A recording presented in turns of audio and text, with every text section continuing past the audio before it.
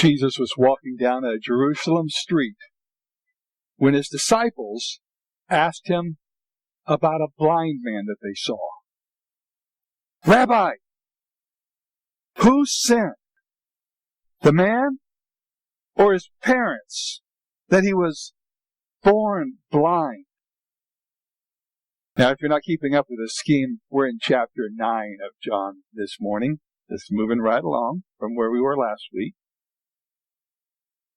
And this is a question that many people have asked about themselves or someone they knew.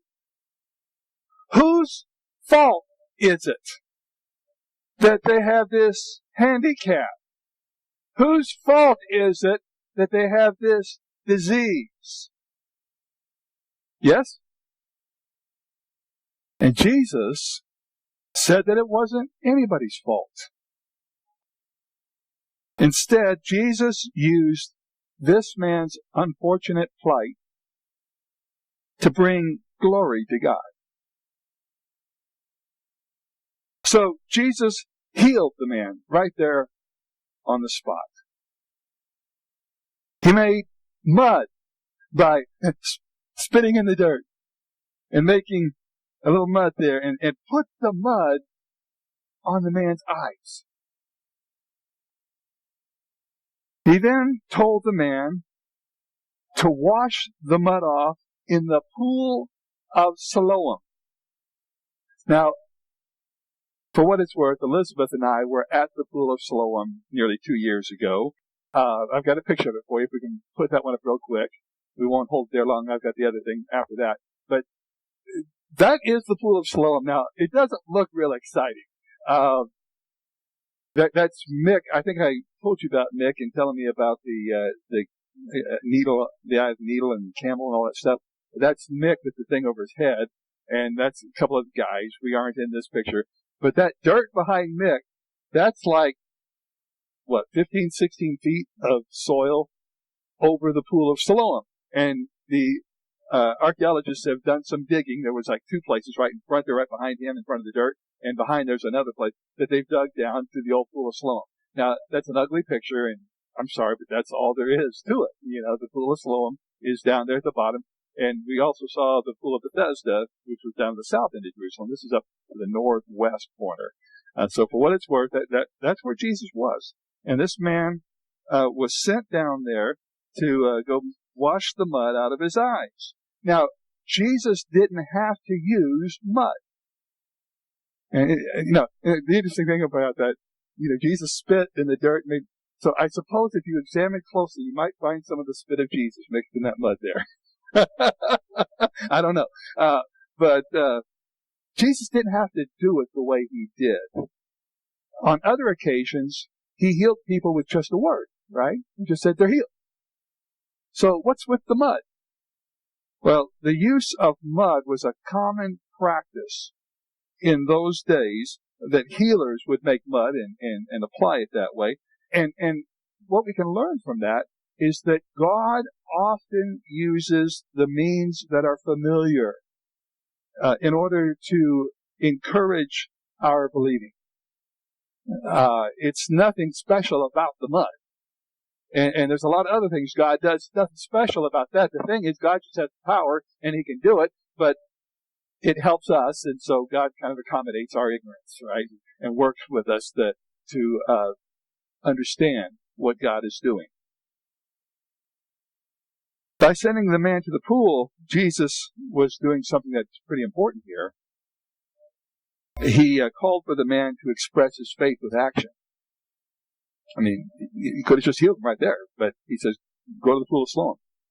Now the man's got to go on a hike, right? He's got to go across town, get to the pool of Siloam, because he believes that man told me to go wash the mud off my eyes and it's going to help. And I think there is something there. Sometimes you just have to step out. It's what you got to do to act your faith. Now, when others saw the blind man walking around, they argued about what had happened. Some recognized this for what it was, a healing. Others blinded by their lack of faith, insisted that it couldn't possibly be the same man. No. And in the midst of this argument, we have this poor guy crying out, "Yes, it's me! I'm the one!" And the man was asked to explain what had happened to him. He gave a simple explanation of what Jesus did. And when they asked him where Jesus was, he says, "I don't know." The man was taken to the Pharisees. Remember the Pharisees? The bad guys, the religious experts. He was taken to the Pharisees where he told his story again. And the Pharisees began to argue over the miracle. Since this had happened on the Sabbath, the Pharisees insisted that Jesus couldn't possibly be working for God. They turned to the blind man and asked him, "What have you to say about this guy?" He said, "He's a prophet." And the Pharisees then called the blind man's parents on the carpet. If we got any questions about Philip, we can take care of it right now, right? We want to ask you guys to explain this. The parents agreed that this was their son, but they said, "He is an adult. Ask him." That's pretty smart of them, huh? They don't want to get in the middle of this no-win situation. So the Pharisees turned on the blind man again. They swore him to truth and tried to get him to say that Jesus was a sinner. The man said, "I don't know if he's a sinner or not. All I know is that he made me see."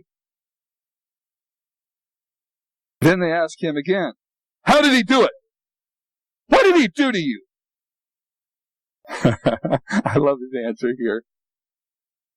"Why are you so interested? You didn't listen. Are you thinking of following him yourselves?" I can just see this wry smile and breaking out on his face. He's starting to have fun with this now. The Pharisees cursed him and said that they were only disciples of Moses. They said they had no idea who this Jesus was. The blind man pressed their embarrassment, marveling that religious experts would have never heard of someone with such power. He then asked how Jesus could do such things if God were not with him.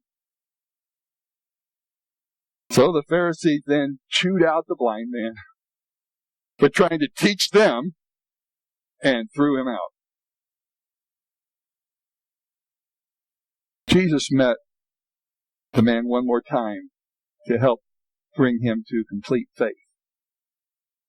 Usually, it's been my experience that miracles are given not for the miracle itself, not because the person is really not about the sickness and all that. It's about something God is wanting to get done in a person's faith.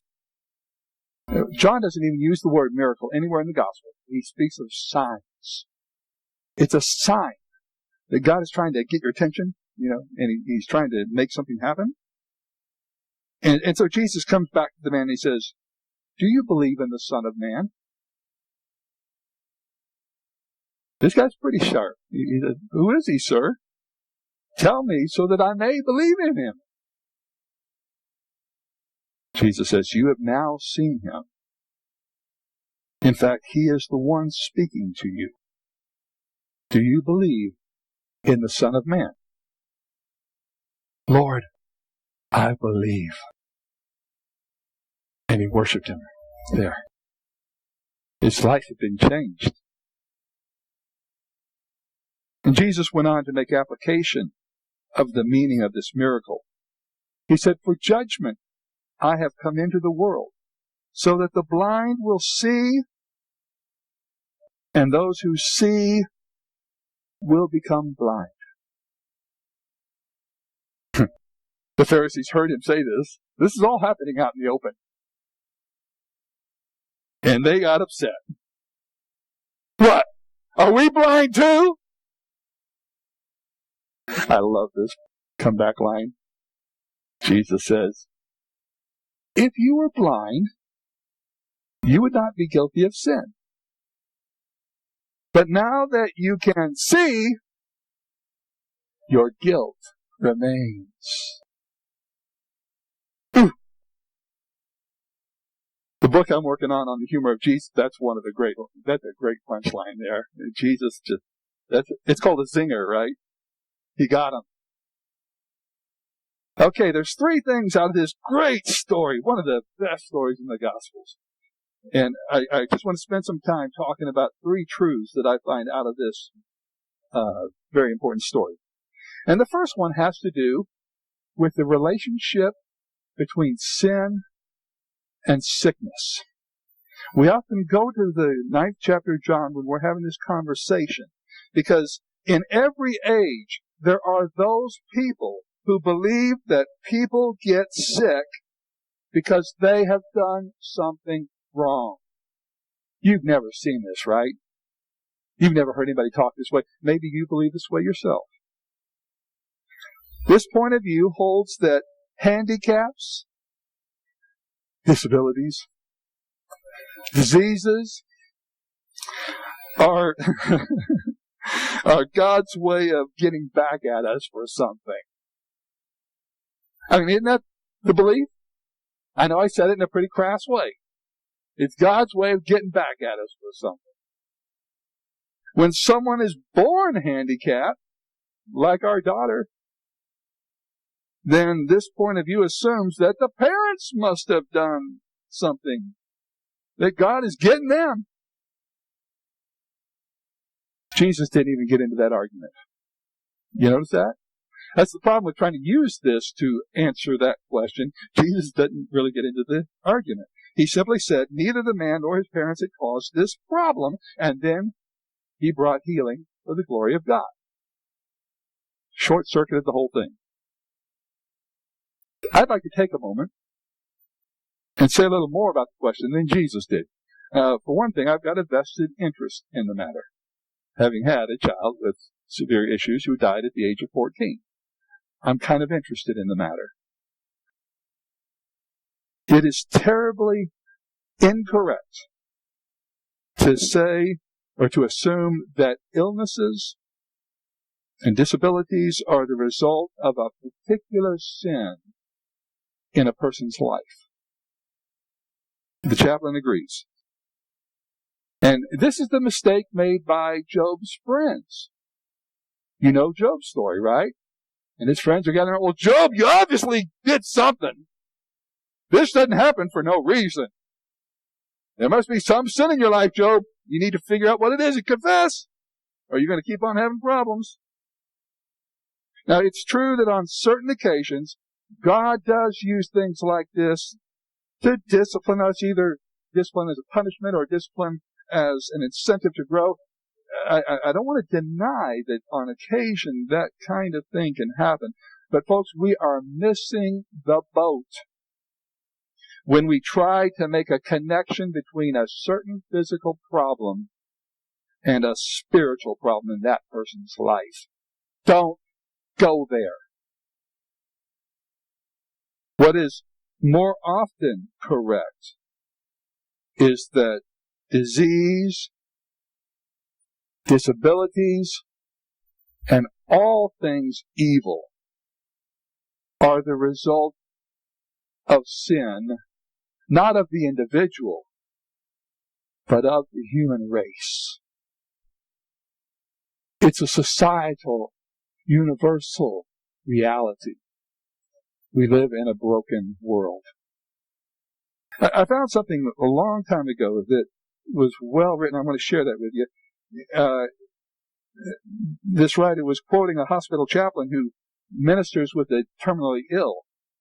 And he says, those kind of patients, as Apollinaire can tell you, they're at a place, if they have any faith at all, that they are prone to see this suffering they're having as part of God's larger plan for them. And he spends a lot of energy trying to move them away from such a theologically weak position.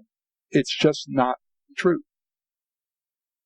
He tries to tell them that they are ill not because of the plan, but because they are part of the planet.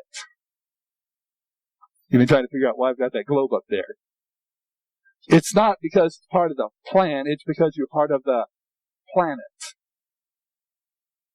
Let me go on and share what one writer put it. It says, much that befalls us, whether good or ill, is the result of laws and processes that are at work in the earth, irrespective of our faith. Botulism is botulism, and one gets it from eating spoiled food. Period. To say that God wills it under the rubric of some hands-on providence is to turn the grace of God into a travesty. Cancer happens. Earthquakes happen. Plagues and pestilences happen. They work their deadly harm on the evil and the good, upon the just and the unjust. Faith has nothing to do with it. Remember Katrina? Yeah, there were a lot of sinners in New Orleans, but there were a lot of good people who got their houses wasted away too. He goes on to say, to be sure, there is a wide range of trouble that we bring upon ourselves and upon our world because of our short-sightedness and sin. Ravaged forests can lead to lethal flooding. The lust for nuclear superiority can issue in radiation poison. Arson can snuff out life. But God wills none of this. Nor does God plan it. There is a moral order at the heart of things. The laws of cause and effect are constant and will not be swayed by prayer. To suggest that stronger faith would produce for us a more favorable providence is to suggest that God plays favorites. Where others sit, we sit. What others feel, we feel. The faith difference shows through not in what happens to us, but in how we respond to what happens to us. But that is another subject. It is enough for now to ponder the chaplain's wisdom. It's not part of the plan. It's part of the planet. Now, I thought that was really good. The problem with this idea is that we deserve the problems that we have because we have all sinned. That's what the Bible says, right? All have sinned. You too. And so whatever's going on, it's not hard to think of a good reason why God might be punishing you. I've been there too. It's not hard. You can look at your life and go, oh, okay, I get it. That I deserve that. Well, the truth is that God doesn't deal with us that way. He is a loving and merciful God. So I hope that helps. That's one of the neat things we can get out of this passage, but that's not all. There's two other things that I think are worthwhile. Here's one that's totally different, and that is a lesson on how to share your faith. Now, I like that because evangelism is a really important subject to me. Before I had a child who had all kinds of problems, and so that became real important to me. Sharing your faith was real important to me, and my first job out of school was to teach people how to share their faith. I was on staff, and that was my main responsibility, was helping people learn how to share their faith. And when I was a college professor, one of the classes I would teach was a class on evangelism. And in this little story here, we've got one of the greatest little lessons on how to share your faith. And so I want to share with you 3 quickies of things we can learn from this man, how to tell others about what Jesus has done in our life. First, The man let people know about the change in his life. Now, I know that's really profound, right? He didn't go into hiding. He let people see the difference Christ had made in his life. When some tried to deny that he had been born blind, he insisted, I am the man who was born blind. He told his story. And so I would say lesson number 1, just tell them what God has done in your life. You can do that. You don't need a class. Just tell what a difference Jesus has made in your life. And then when asked for an explanation, the man simply told what he knew. He explained what he knew, and he didn't try to explain things that he didn't know. See, that's one of the hang-ups I find with a lot of believers. They seem to think they've got to be advanced theologians, Bible experts, to be able to share their faith. No, you tell what you've experienced. You don't have to have all the answers. You worry about, they're going to ask me some question I can't answer. You know, it's a very effective thing when you're sharing your faith and somebody asks you a question to say, I don't know. You might also say, yeah, I'll find out. I'll look into it. I'll get back to you. You don't have to know. And the man says, I don't know. We just need to tell what he has done for us.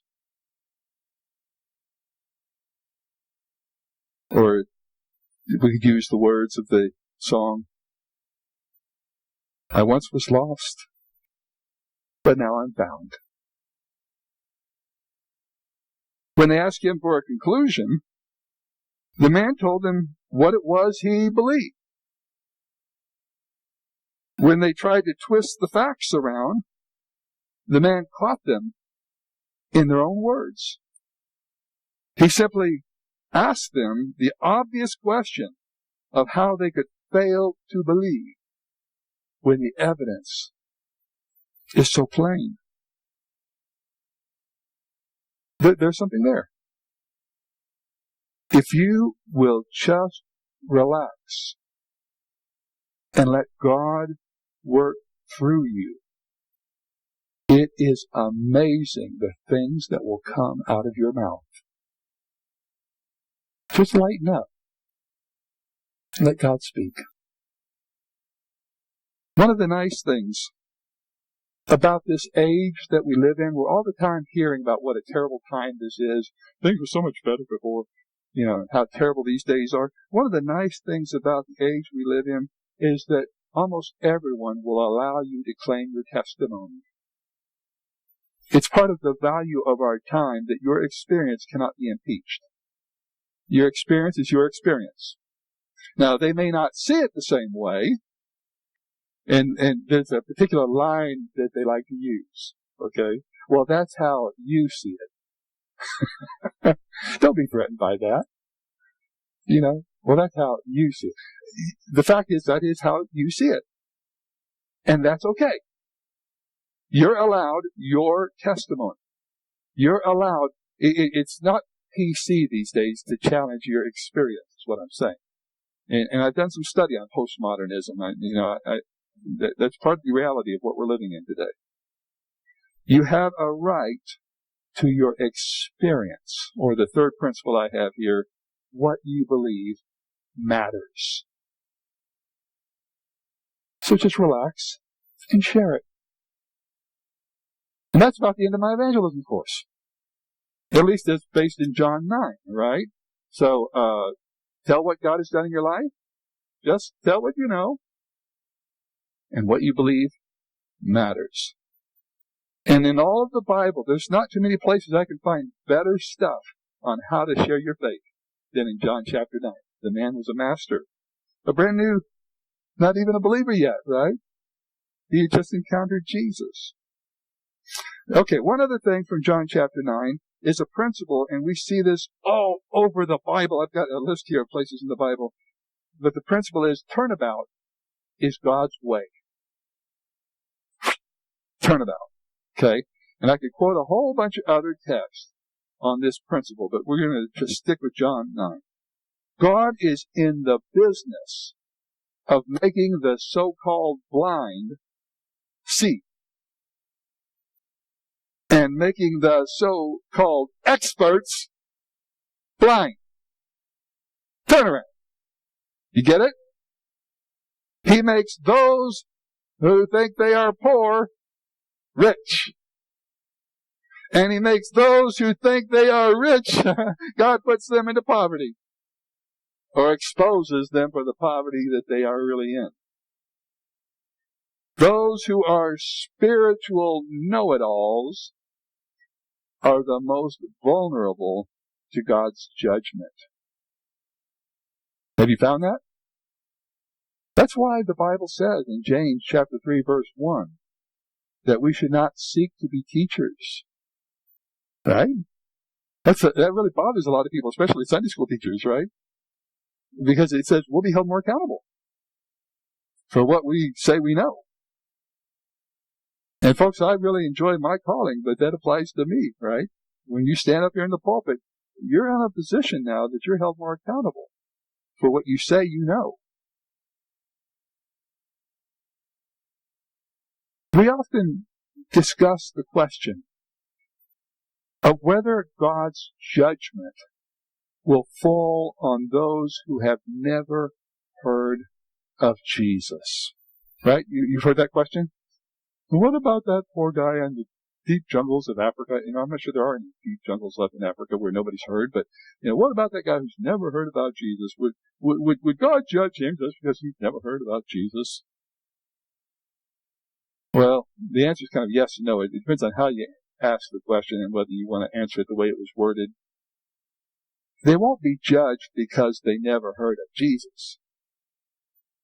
But everyone will be judged for doing what they know to be wrong. And everybody knows. And everybody has done a violation of what they know to be right.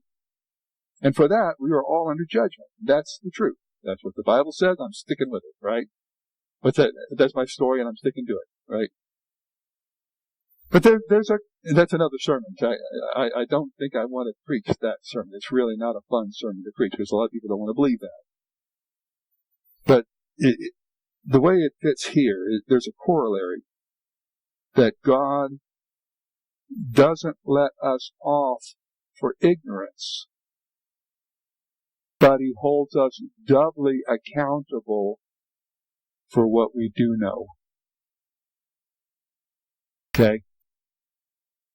And I'm talking to a bunch of church members here who I've been seeing you week after week, right?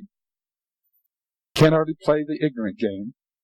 I've been hearing good preaching, well, except for the last month or so. You can't say, I didn't know. And so we are held accountable for what we say we know. Turnabout is God's way. He takes the blind and He makes them see. He takes the ones who think they know so much and He shows them, you don't know nothing. That's why I think so many of us like that song so much. Amazing grace, how sweet the sound that saved a wretch like me.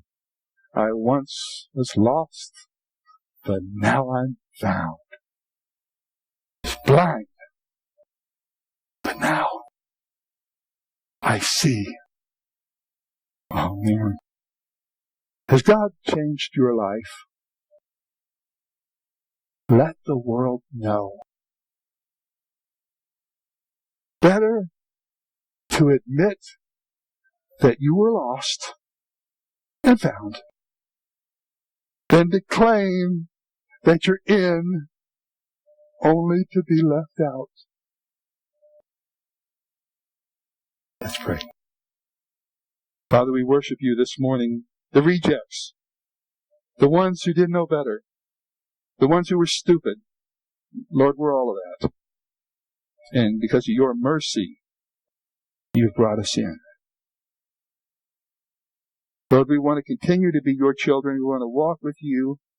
Keep blessing us in our ignorance and helping us to grow And Lord, use us somehow like you used that poor blind man. Use us to bring the light where there is darkness in Wichita Falls. Amen. Blessings on you. That's it for chapter 9. Next week we'll move into the first part of chapter 10. You have a great week.